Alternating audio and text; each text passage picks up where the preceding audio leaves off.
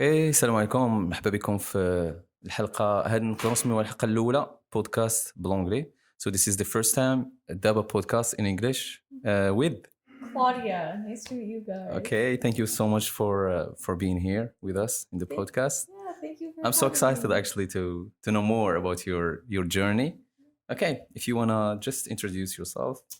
Hi, so I'm Claudia. I'm from Montreal, Canada, and I'm a full-time artist. And I've been in Morocco for almost 2 months now. So it's been 45 days. So it's been Okay, to be exact. yeah. Okay, so let's start with your visit to Morocco. I mean, what can you say about your visit? So essentially, at first, I really didn't know I was going to come to Morocco. My 90 days in Europe was coming up, and I didn't have a visa. And so I told myself, well, where can I go that's not too far, that can be quite cheap? And I came here. Okay. And as I arrived, I stayed with a local family in Tardad. Mm-hmm. And I loved the culture. I really thought the people were nice, friendly, always welcoming, saying hello. I loved how simple, there was this simplicity about not everything having to be so about aesthetics and all like superficial, which I think that in Western society we do a lot of, where it's about appearance and you don't really move past that. And I thought that it was so interesting when I went to the souk, the Lasta souk. Lasta. Lasta. Okay, yeah. Sorry, my That's accent. like a weekly souk, yeah. Yeah, exactly. And everything was on the ground, and people were just going through, and everything was just, people were just happy, and it was about the people, and it wasn't about the fruits perfectly put on like a little tablet and stuff like that. And I thought that really connected with me. Because it was no longer about, oh, well, I'm going to sell my fruits at like 10 times the price because I've put them on a shelf. And it was about talking with people and the human interaction, which is something that I prioritize in my life.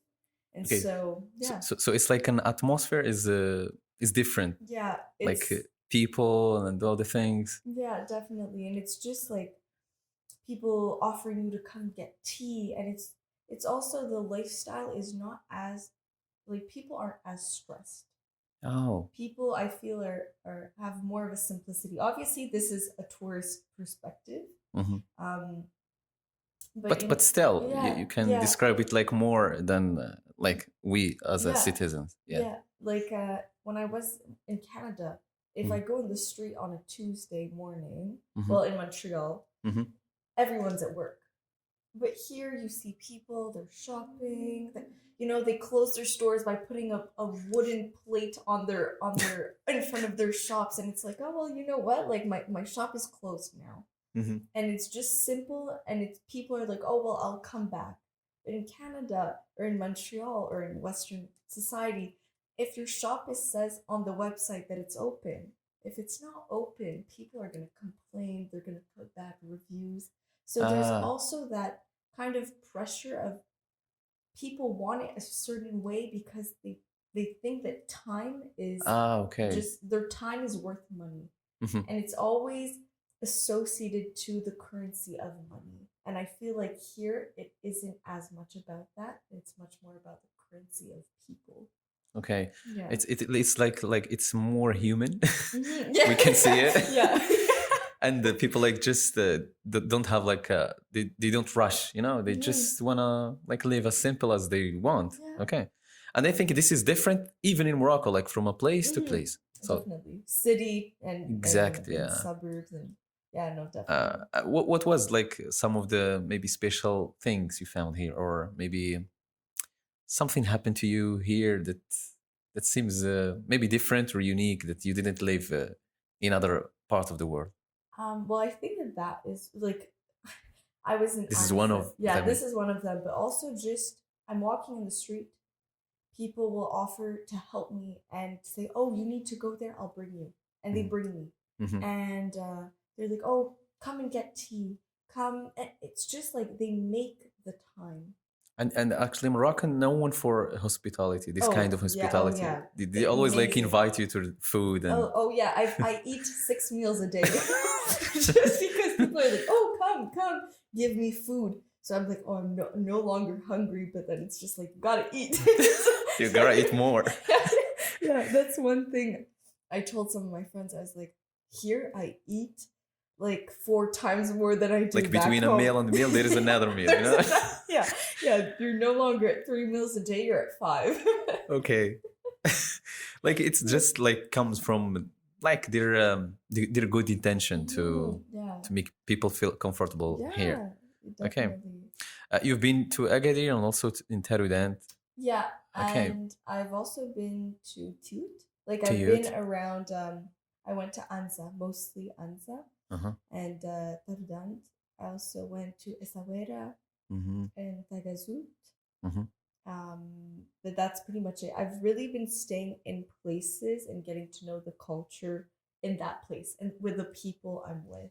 And yeah, and actually these places are one of like the touristic places in Morocco, like Essaouira. Yeah, And Essaouira. But Anza is still not very touristic. Yeah. Which I really enjoy because there are tourists. So the people there are used to tourists, but you walk in the street and it still feels authentic. And I was also staying with I've been staying with locals, so I've really been getting to know the culture. Like um, I'm staying with a friend right now that I was actually when I was doing volunteering here to teach French. My student became one of my friends because she's a bit older than me, and now I'm staying with her. And her mom made henna yesterday, and okay. for like 3 hours. It's a nice one. Yeah, no, it's really nice. I have them on my feet as well, and they were explaining how if you put it at the bottom of your feet and top of your feet, it's for married women, and if not, you can have it like on your ankles. So it's been really nice to also get the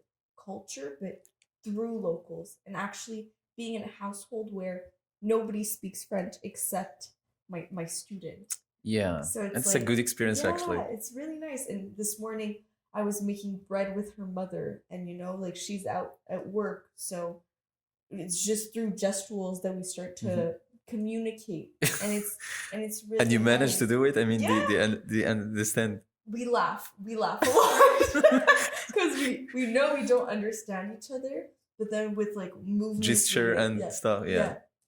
And so it's been like and her sister made this dress and she gave it to me. So like I've been spoiled and I've been so privileged, and it's been such a great experience to just be here and be around people like in Anza.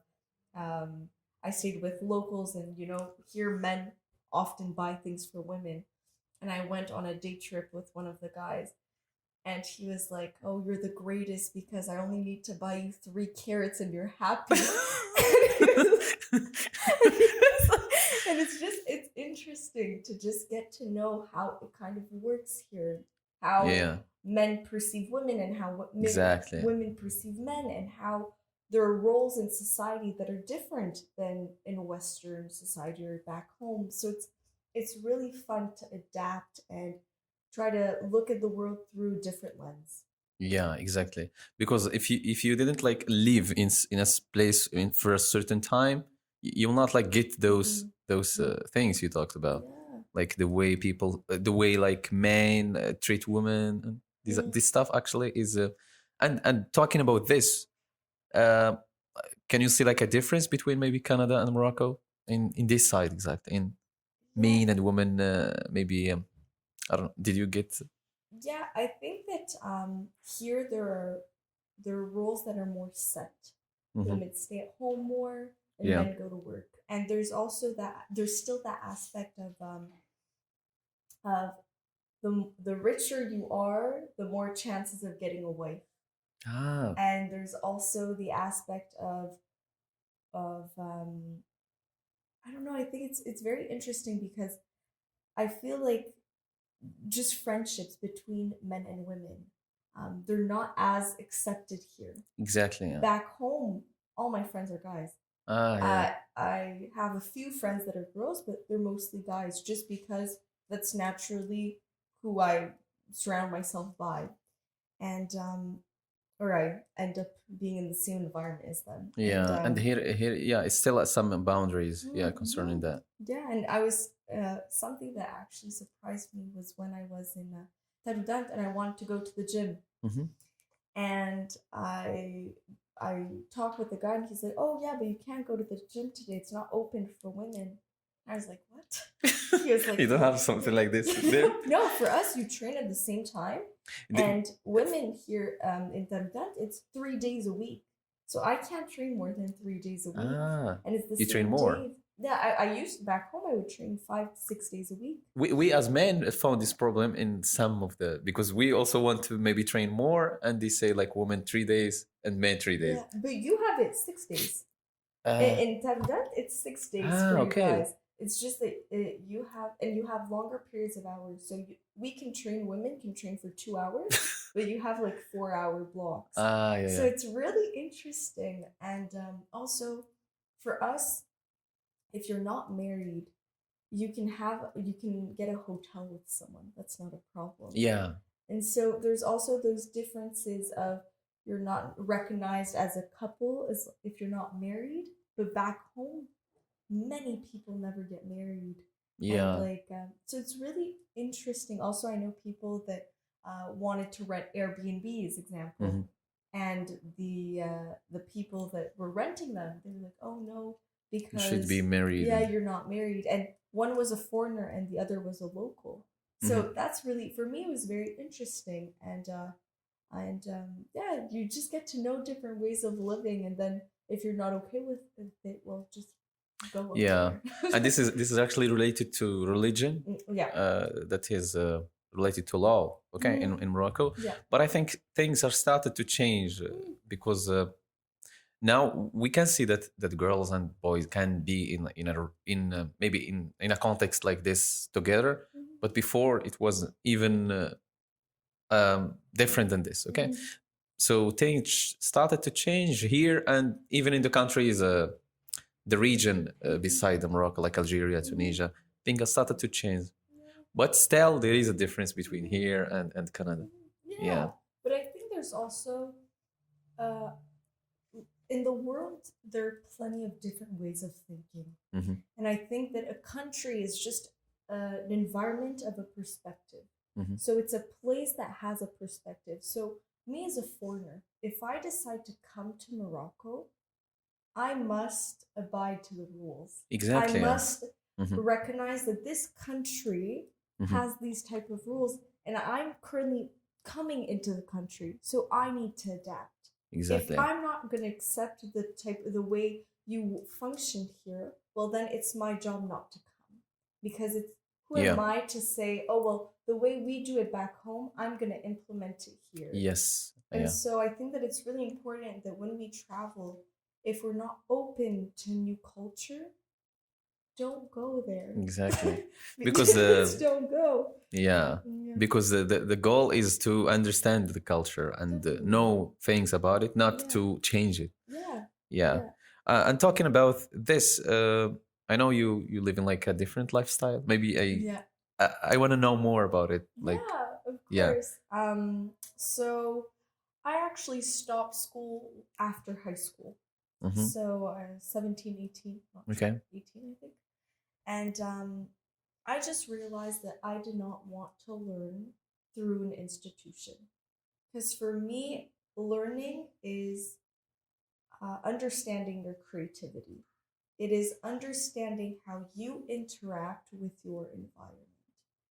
And so for me, I always told myself, a person cannot tell me how I view the world. Okay. And so I wanted to go out and see how I interacted and what I was focusing on in my environment.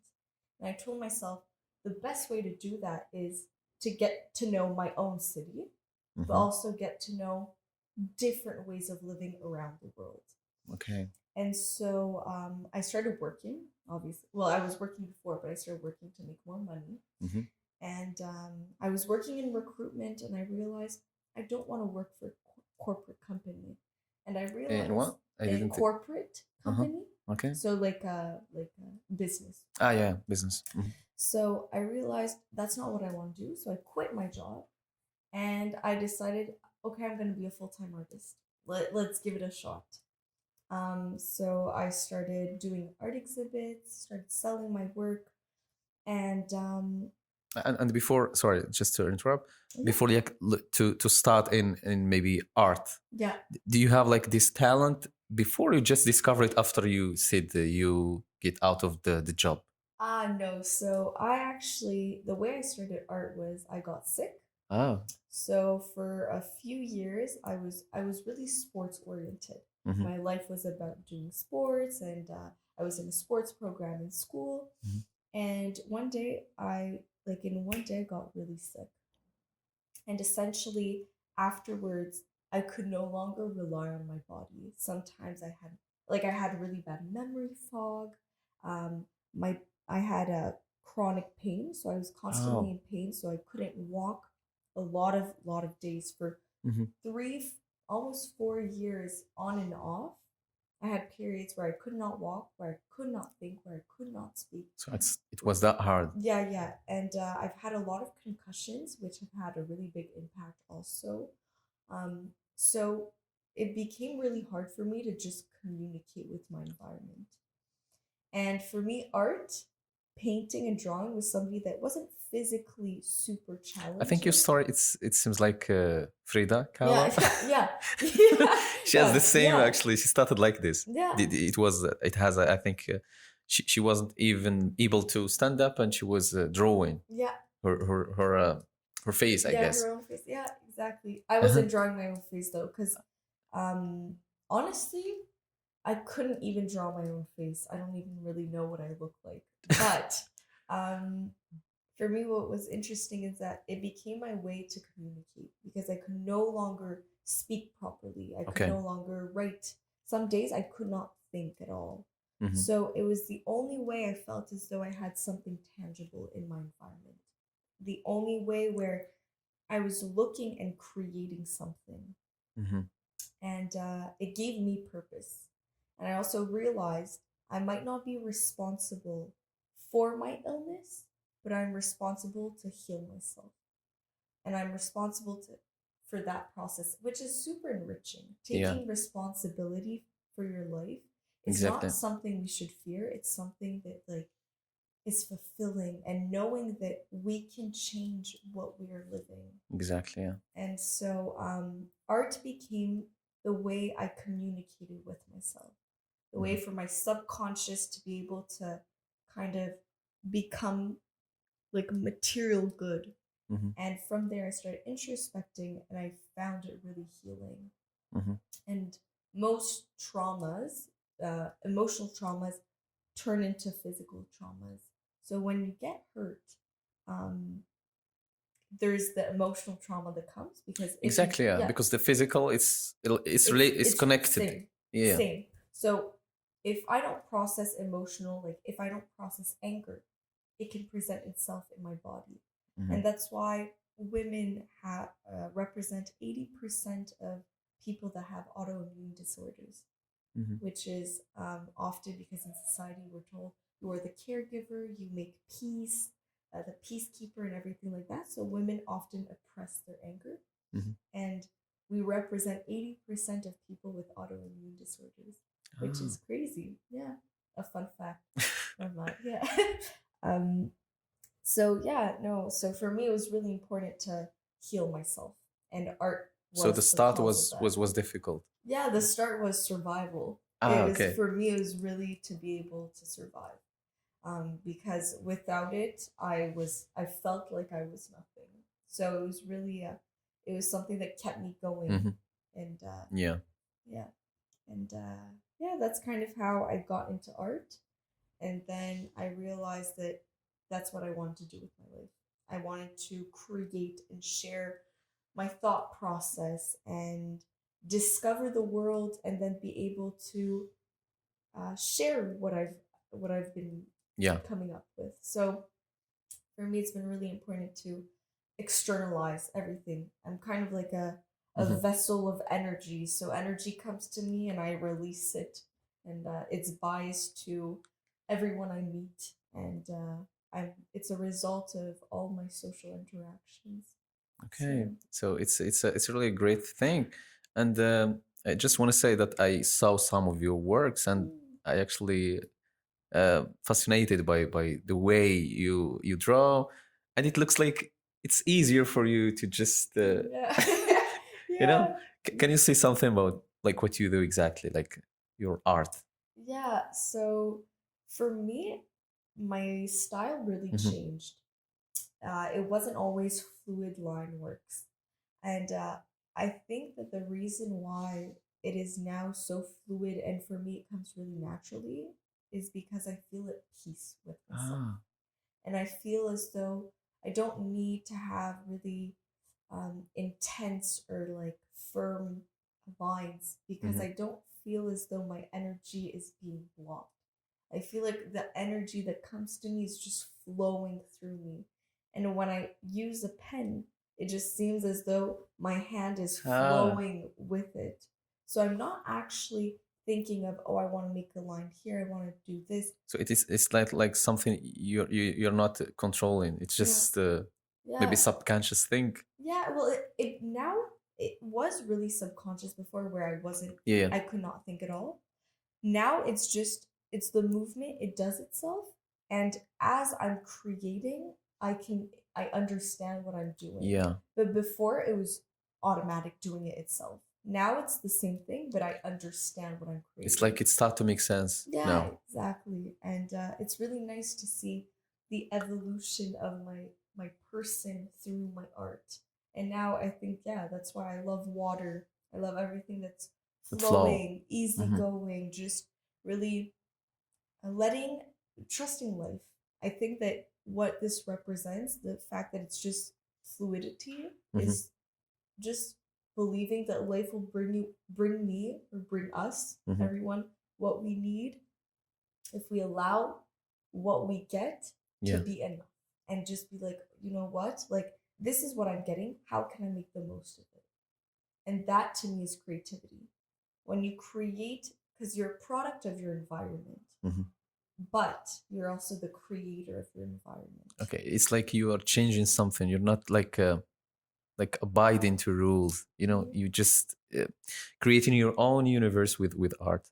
Yeah, well, it's more so like when you create art, everything you do is art. Me talking to you, the way I speak, the vocabulary I use, my gesturals. Exactly. I constantly moving. But all those things are art to me. The way you look, people that are super optimistic, that is their art. The way they look at things, what they notice, the way you cook, the smell of things, what you're attracted to, everything, the way you love. Love is art. So for me, when you love yourself, you are an artist because you know how you want to interact with your environment. Okay. You know what I mean? Yeah. It's deep, but yeah, I get it. So you're constantly showing up for yourself.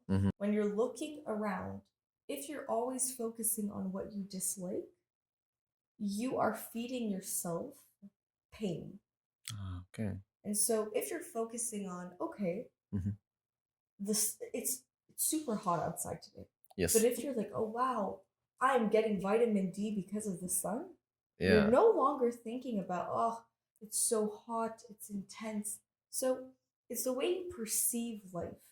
And if you constantly feed yourself with positivity, you spread positivity. So the lenses you use are the correlation to how you perceive life and how life looks for you. I have never lived with so little since I've been traveling.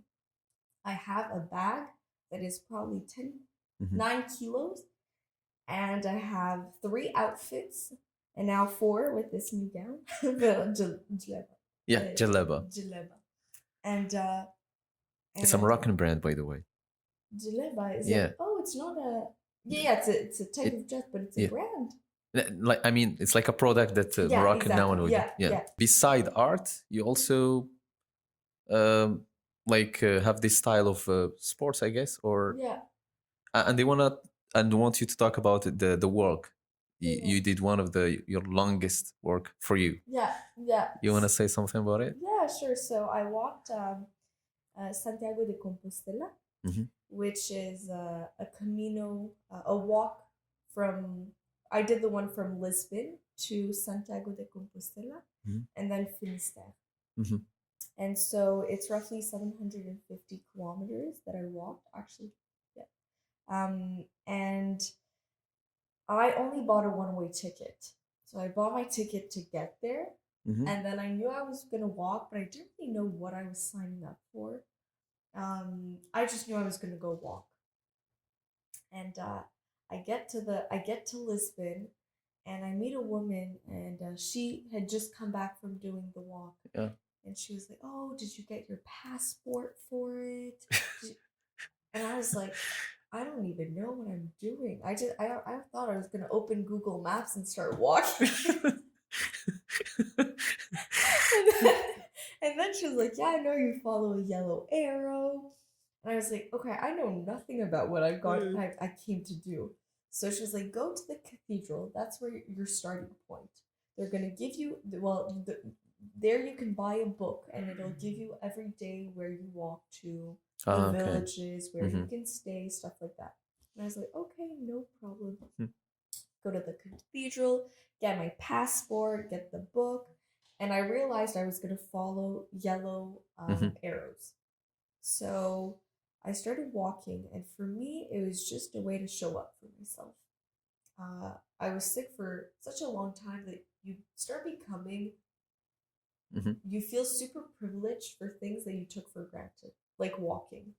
For me, it's a good day the minute I get out of bed because I'm out of bed and I have that privilege. Hmm. So it makes life much more simple when Exactly. Yeah. you can be grateful for little things Yeah. that aren't actually little, but we think are little. And so that's why I kind of took on that journey and adventure of walking. And every day I was walking 30 to 45 kilometers a day, and I met wonderful people. And as I was walking at And this first, is actually what good about walking. It's a sport, and it's sometimes it's you can meet people and discover things in your way. So it's a good yeah, thing actually to have this experience. I think that what is super interesting, I wrote this in my book, but because I wrote a book about Yes, the Camino. we're coming to that also. Yeah, Yeah. but yeah, so in my book, I address the fact that you project onto your walk. Hmm. So I think that when people say, "Oh, this walk didn't bring me anything," or "Oh, this walk was life changing," I think that it's just the fact that you are walking for such a long time that you start to put in your biases, Hmm. everything, the way you perceive life. If you're cynical, which means like you don't see Hmm. positivity, the road, you're gonna think about how the road isn't nice. You're Yeah, gonna think about how it's long, stuff like that. exactly. Yeah. And so you face yourself to the biggest extreme. Well, not necessarily the biggest extreme, but to an extreme, Yeah, because you are constantly with yourself. You are walking 8 hours a day. It's like meditation, exactly. Yeah. continuous meditation for a month. So you're walking. So you're constantly confronting yourself. And I think that that's what's really interesting Hmm. because you start to understand, okay, how do I want to live my life? How do I want? And it comes a lot of thoughts in your head when you are walking or you were, Mm, yeah. yeah, and eventually the thoughts stop, Ah. and you're just there, and you're just in a state of being, and you're just walking around, and you're just observing, Hmm. and no thoughts are coming. It just feels like you're breathing and walking, and Just life in is just, peace. yeah. And one day I walked 40 kilometers, and I didn't even feel as though I walked. And I truly believe that that day, all the people that I love and that love me, were sending me their energy and walking with me, because Mm-hmm. I really did not feel as though I was the one walking. I was walking and I was like, it's 40 kilometers, but it doesn't feel like I just walked 40 kilometers. It feels like I have not walked. I Yeah. feel energized. I don't feel in pain. I don't, and it really feels as though, So it's not like it's not the walk, but what comes with the walk yeah, that matters or that. yeah, Mhm. definitely. And yeah, it's a representation of your life. It Exactly. put into a tiny little section, and sometimes you're confronted with behaviors of yourself so quickly that you can change really, really rapidly as an Exactly. individual. So I think that it's a beautiful opportunity to get to know yourself, and a beautiful opportunity to have guidance towards Yeah. how you want to impact the world and how you want to impact your environment. Exactly. Yeah. Um, so yeah, for me it was an amazing journey. And when I arrived in Finistère, which was considered to be the end of the world before America was discovered, um, I felt as though I had just opened a present, and that I was just opening a new box, and that my journey was becoming like starting. Mm-hmm. Like my journey and my life was just starting, and I was just so happy and so fulfilled. And I was like, you know what? Like, it's not time for me to go home. I'm gonna keep traveling, and that's what I did. And now 5 months later, here I am in Morocco. So yeah, I feel like it opened a door for me, and Okay. So yeah, I really love actually those things you did, for example, in Portugal and all these things. And I want to ask you if is this was like a decision you made or just come like that you wanna discover the world and do travels and is um, it something that comes that you decided to do it or just come like that? well, actually, I've been very privileged that my parents prioritized traveling when I was younger. Okay. They gave, gave us Mhm. the opportunity to travel. So, and they thought it was very important. So they brought us in countries that were Mhm. very different to Exactly. the culture I knew back home. But I never, for me, it was always vacation. Yeah. I never saw it as traveling. And the difference for me is vacation is you're Ah, escaping something. You're exactly. Yeah. escaping something back home. Yeah. Traveling is discovery. Mhm. And I feel like walking the Camino, that is where I really had the shift. I was walking in a country for a month, seeing plenty of villages, plenty of ways of living, and to a point where I was starting to talk with Portuguese people, and they're like, you know more about my country than I do. And I was like, it's crazy just because I've been here for a month, but I've discovered the country in depth because it's not taken for granted of, oh, I live here, so I know the country. Yeah. And so like, this guy told me, he was like, yeah, it's really sad. We no longer hear the roosters in little towns. Mhm. And I had been walking for 25 days, and every single day I would hear roosters. And I told him, I was like, look, What's man, that? Like a rooster? rooster, it's like a chicken, the male chicken. Mhm. Yeah. Ah, So rooster. Ah, yeah, yeah. Okay. yeah. Mhm.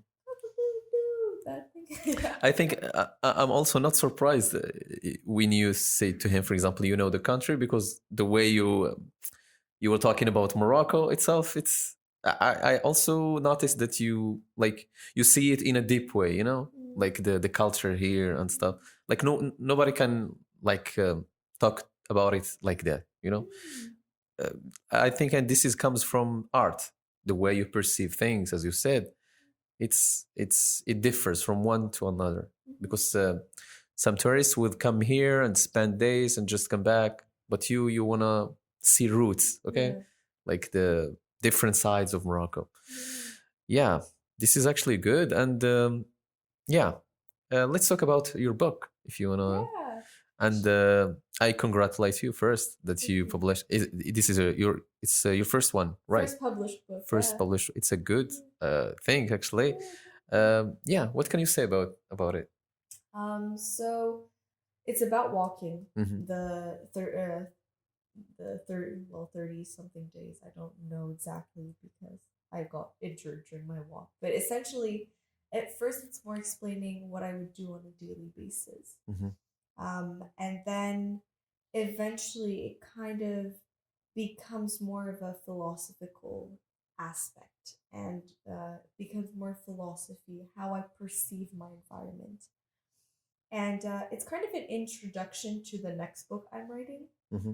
that is very much about philosophy and it's poetry and or short concepts. Yeah. So for me, it was kind of like an introduction of this is what it's like for me to walk 30 days with myself and the challenges I had to overcome. I fell into a river Mm-hmm. and I got injured and I had to walk with an injured knee with a 17-kilo Yeah. backpack for 10 kilometers with no water.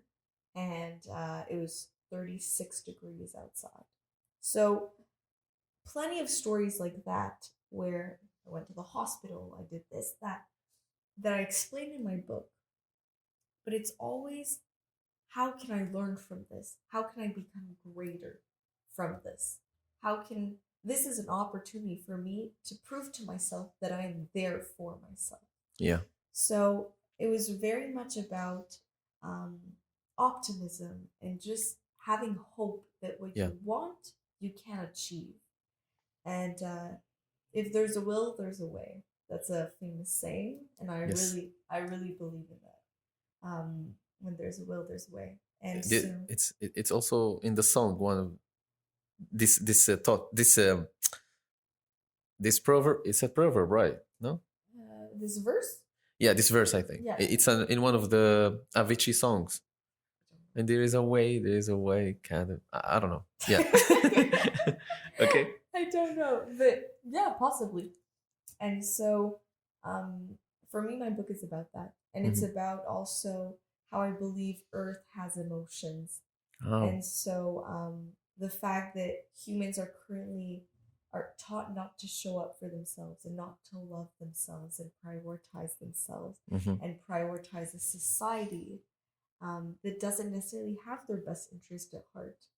And that I believe that that is also impacting greatly climate change because our vibrations are lower. So, as a consequence, we're also lowering Earth's vibrations. Mm-hmm. And it's I kind of talk about that aspect, which I'm also going to address much more in detail in this book I'm currently writing. And so yeah, for me, that's what the book is Yeah. about. What was it? Something that you did by yourself, or you have like kind of help from maybe writers to write it, or you just No, so I wrote the whole thing. okay? I don't like having help from others when it comes to my creation Mm-hmm. because I believe I become biased to Mm-hmm. another artist. I Ah, become okay. so the way I write, the words I use, each word represents my mind. So if I have another person, it becomes our story, and I'm Exactly. not. When it comes to my walk, I want it to be me. Obviously, it is also everyone that surrounded me, but I want to be the only mediator, the middle person Yes, from everyone's because energy you to the believe paper. your words will be yours, not others. If it's others, then it's not a raw product, you know. Yeah. And also the process of writing it, was it like in chapters? Like you did from time to time you were writing that, or you wait until you want to write it like the whole book? No, so I was writing every day. Ah, Automatically, I was writing every day. Um, but I did have help from my sister to mhm. correct my grammar mistakes. Okay. Is she a Because teacher? no, but she's good at writing. Ah, So okay. I sent her the book and I was like, "Can you be the first person to read it and correct my grammar mistakes?" And she was like, "Yeah, sure." And so I need to thank her because she did help me and she made it possible for me to publish because or else there would be a lot of grammar Okay. mistakes. We thank her too from our podcast. Yeah. Um, Yeah, and was it uh, your book now is published? Yeah. If you want, if for example me, if I wanna have Yeah. it, where I can. So it's through Amazon. Uh-huh. So if you go on my Instagram example, you can follow the link Okay. and the Amazon link, and it sends you. So you can buy a paper copy, Mhm. or you can buy a digital Kindle? copy. Yeah, Okay. Kindle copy. Yeah. And how long did like how many pages and Oh, it's a short book. It's it's a 100. short. It's 100 pages. Oh, okay. Yeah, it's super short. A few drawings in it, and that's it. So it's a very short book. I wrote it in a month, so Okay. it's not a. I think I'm gonna buy it. Like the way you talk about it, it makes me. I wanna read it. Yeah. Of course. Okay. And I think this not will be the last one you go into. Yeah, I'm gonna write. I think I'm gonna write a lot of books. Mhm. I'm uh, I'm gonna go climb Mount Everest in a couple of, well, in 2 months. Well, Mhm. 2 months exactly. So I'm also going to write something about that, my journey about walking, and I'm going to do other walks as well in Nepal. So kind of talk about when you're walking in mountains at high altitude for a month. How Mhm. is that? So Okay. yeah, And you also told me you're going to climb Topkal in. yeah, yeah. Okay. I don't know when, because I just need to organize the details of because you need a guide. Yeah, you need a guide Yeah. and the place to stay there also. Yeah, and the place. Yeah, but that I Yeah. don't think there are many people that do it during winter in Yeah, Morocco. but there is. Yeah, Yeah. Before there wasn't like necessary to have like a guide, but now now it is. because it was like happens like something bad happened there. Yeah. I don't want to mention it now, Yeah. but from now, but it's a safe Yeah, place. yeah, and Yeah, yeah, there are much more yeah, police now. Anyways, yeah. so. It's hard in this season, but you can do it actually Yeah. It'll be a good preparation for from the Everest. Yeah. So Okay. yeah. So yeah, I'm excited to do it. I'll be doing it in the next. I'm leaving on February 12th from Morocco, so I'll be doing it before then. Okay. And you're going to come back to Morocco, or this is the. Definitely.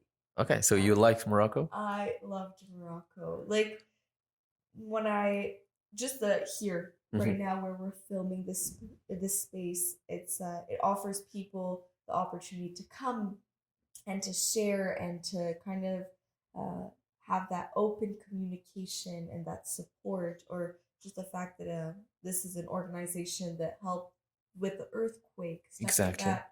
I feel there's a lot of love here, and Yeah. I feel loved and Do you feel this appreciated. here in this context? This is a Yeah, Youth Atlas Association.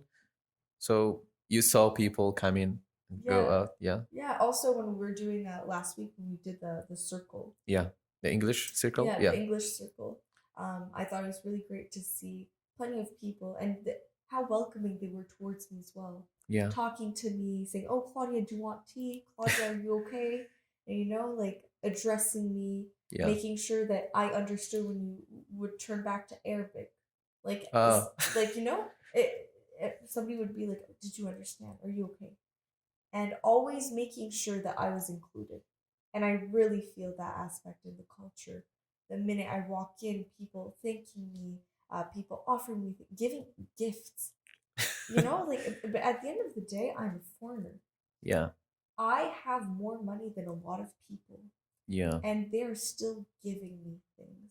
They still want me to feel good in their country. And I think that that is incredible. Yeah. It is so beautiful to see that there is that sense of, I will give you what I have because you don't necessarily deserve it, but I want to offer it. Yeah. And it's just like, It just because feel like that, we're all equal, Exactly. regardless of where we're from. I will genuinely, I speak with anyone and I feel as though we're equal. There isn't that aspect of, oh, I'm higher status from another person. I never feel that. Yeah. It's really like we are humans and we're beings that need love. So I'm gonna give you love. And so I want to come back for Ramadan. Okay. I'd love to be here, not this year because I'm going to be in Asia, but next year, my hopes would be to come back and celebrate all of Ramadan here. Okay, And you will like it actually. yeah, The month, it's a holy month, and things are different in that month, and people will be more will give more hospitality and things. more You'll be food. amazed. More food, yeah. I think I'll be in a food coma for the whole month. Yeah. No, Okay, you're always welcome here. Yeah. I have a question like earlier, but just wanna say it. Like talking about artists and art. Um, for example, here in Morocco, there is artists and art. Does it look like different here? Like if you meet, for example, an artist here in Morocco, uh, because somehow they have like maybe difficult conditions here. So, like, did you see any difference like from artists here in Morocco and artists in Canada? To be honest, I don't think I think that artists are individuals. Ah, okay. I think They I don't belong. work. Yeah, They don't belong to a certain space. You want to say no? well, no, because I think that everyone is an artist. Ah, I think okay. you are an artist. It's when you are passionate of something, that is when you become an artist. The minute you have a Okay. passion, because for me, an artist is somebody that knows themselves to be Yes. able to create and have something they're passionate about and do it in their lives, prioritize it in their lives. And for me, it can be in anything. You can be a doctor. And if you're passionate about problem solving Yeah. and the way you, example, you're a surgeon, the way you sew back a body, Ah, okay. a scar, all those things, artistry, that is being an artist. The way that you choose the type of surgery you're going to do, or which specialist you're going to send your patient to. Yes. So anyone can be an artist. It For me, it is just an artist is does somebody the level to which you know yourself to Okay. then be able to be passionate about your life. Exactly. Yeah. That's how I perceive an artist. Yeah, and it definitely is. Yeah. Yeah. So I think that here, um, I have met people that are passionate, but I think there's also a lot of people that still follow the fact that it's like, well, as a man, I need to work, and as a woman, I Ah, need to okay. take care of people. So I think that there is also that aspect of people don't necessarily know their passions. They know, Or maybe they just afraid of maybe not having money. Maybe not that. yeah. Well, of course, but for me, it's more so. I'm not saying that people don't know themselves. That sounded actually quite bad. Let's scratch that. No, it's okay. But I mean more so that um the people I've met here also don't have access to as much money. Ah, So yeah. for me, my creativity is a hobby. Yes. People, their creativity is associated to survival. So there's also, I have an extremely positive outlook on creativity because I had never had the need to use it through survival if it wasn't self-inflicted. Exactly. Yeah. But people here, like you have like those like we use a broom back home. Yeah. We buy a broom, but here people will use like these leaves, and they're gonna move the water and they're gonna clean that way. That takes creativity of just, okay, I'm gonna use this because I don't have anything else. That is creativity. Yeah. So on a daily basis, you get to know your environment to have your basic needs met or more eventually. But for us, for me, artists, to be an artist or to use my creativity was I could put it on a paper and it was useless. Oh. It didn't have to be. It didn't have to have a use.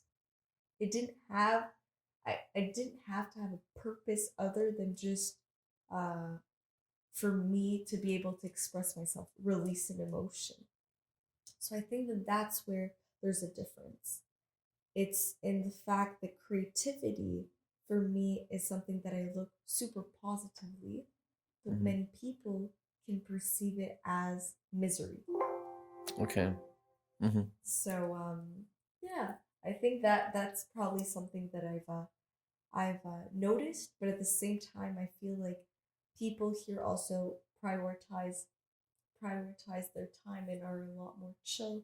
It's something that we choose, the way we live life, because as long as at the end of the day we are with ourselves, you know. If you are stressed, you stress in yourself, not the others. So it's a good thing. Maybe like people need to like to live that way. And from your experiences, I think you come to maybe to an idea or a conclusion on how you should live exactly your life. So I don't want to change the topic. It's exactly the same topic. So what can you say about like your thinking now, or your mindset, or the way you live now, like having all these experiences? I think what has helped me be the person I'm now is not thinking about societal standards. Okay. I have no clue what is popular music, what is trending on Instagram, what is trending on social media. I don't know. I honestly don't know. When there's music, popular music, I don't really know what the popular music is because I just I look around and I follow what I like. And I think that it's for me it's much more about when I'm in a place I'm present. Yeah. And when you're present, you're constantly showing up for yourself. So if I'm in a space, I'm at a party example, and I don't like the music, well, don't focus on the music. Look around and what do you like? Yes. So I'm not going to think about, oh, I don't like the music. I'm going to be talking with somebody that I think is interesting. Yes. And so I think that it's when you're in the present moment, you no longer think about, oh, am I do I look cool? Because you're just following what you want to follow. Exactly. And by showing up for yourself, you can offer so much more to your environment. Yes.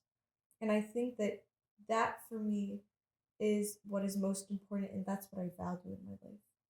I don't want to leave Earth and feel as though I lived for others. I want to leave Earth and leave a trace of who I was. But to know who I am, I need to be present because the only moment I know who I am is right now as I'm Exactly. sitting. I don't know who I will be in 45 minutes. Maybe something will happen, will change. And so if I'm constantly thinking of the future, I can't show up for myself now. And if I'm constantly in the past, well, then I'm not giving the opportunity for my present moment to be fulfilling. Exactly. So I think that now it's just I prioritize the current moment and how I want to interact with it. And for me, that is freedom. When you don't worry about anything but now, that is when you achieve freedom for me. Exactly. And I have goals, but these goals are never set in stone.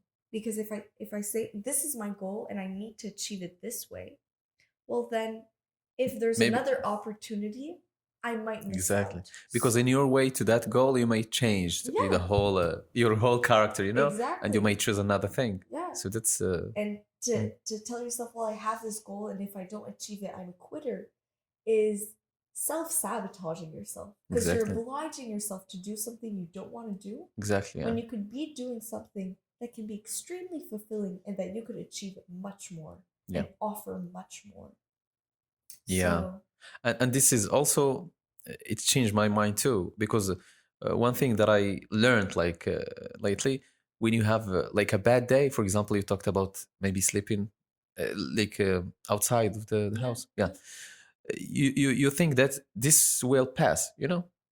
You have like you have plenty of bad and good experiences, but all that it passed, you know. We move on, you know. if I had a bad day, I know there will be something good coming. Okay, so I just need to focus on the moment and live my life. Yeah. Yeah. Yeah. I think when you're having a bad day, we are often told oppress your feeling.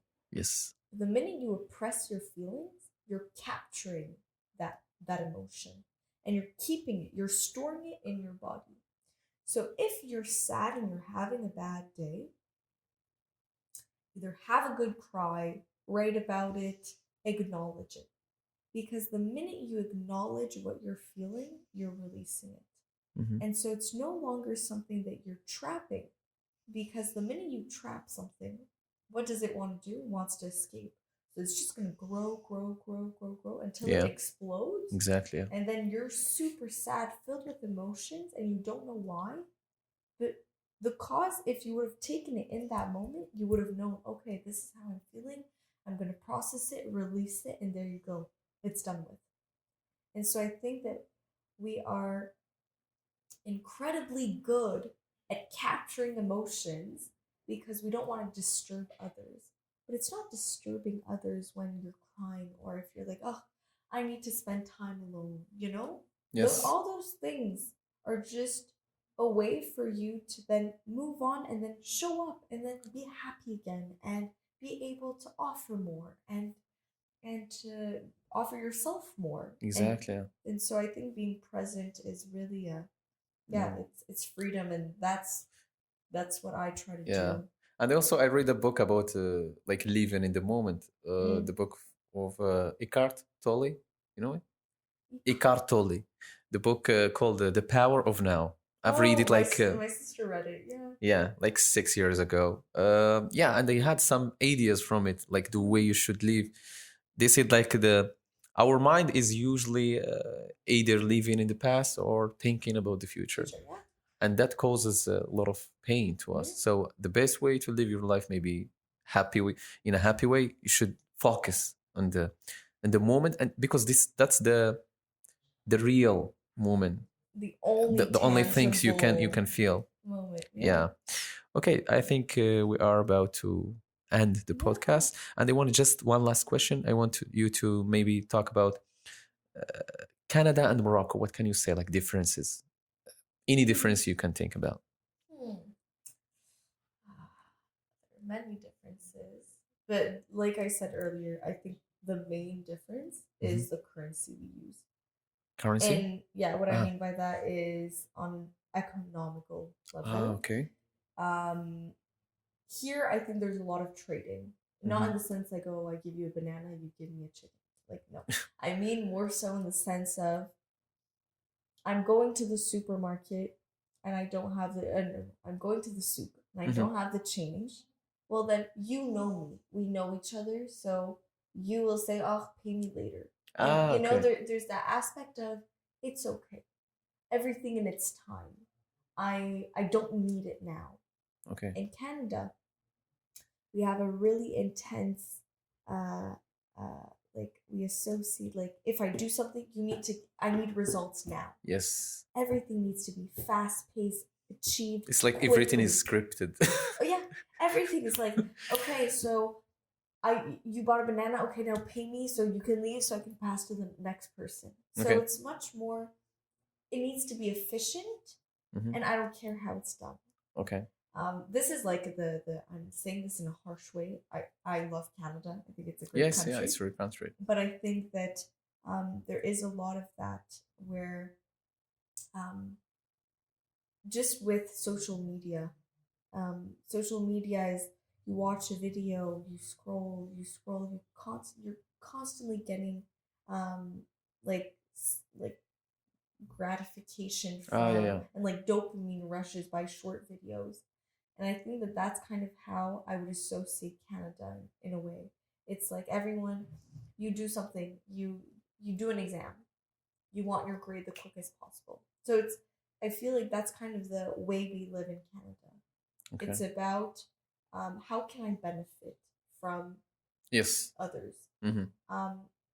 Here, I think it's more so how can we benefit as a community, and then individually you want to benefit, but you'll also take more into consideration others, and I think really nice, because I think that in Canada we expect the government to do it, but here you expect the amongst people you Yeah. do it, because the government doesn't necessarily have as many resources. Okay. So I think that that's what I find really great, is because it's more on a small community basis, whereas in Canada it's everyone lives in really big cities, Yeah. and then there are smaller communities, but like all the almost everyone lives within a city. Like my province, we're 8 million, 4 million of us live in one city. Okay. Yeah. Yeah, I can see that. Yeah. So this is like the differences you talked about, and I think we are already at the end of our show. I would again thank you so much for being here with us, and you should feel like welcome in Morocco I every time you do. come. I do. Yeah, yeah, that's it. If you want to say last words. Yeah. Well, I do want to thank you Mhm. for having me and letting me talk for quite a while. Yeah, I enjoy it actually. It was a Good. deep talk actually. I love it. Good. Good. Yeah. No, I had a really nice time, and it's been really nice to be back in Okay. Morocco. So thank you for having me. Yeah, you're welcome. Genuinely. Thank you so much. Okay, thank you so much. And we see you in the another episodes. Thank you so much. Yeah, thanks. Bye, everyone. Bye.